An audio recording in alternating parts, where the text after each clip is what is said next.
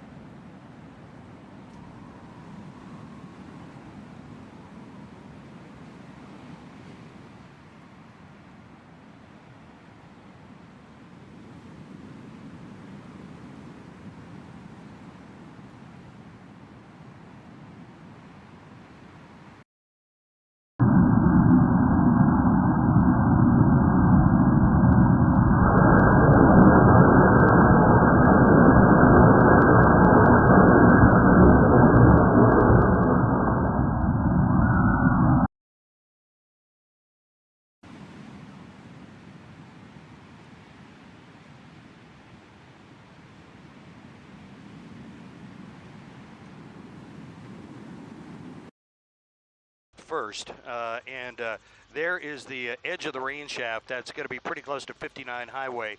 As we're looking to the south and west now, we're just south of Lawrence, about 2 or 3 miles. And we'll pan to the right. This is this gigantic rain shaft, and if we look to the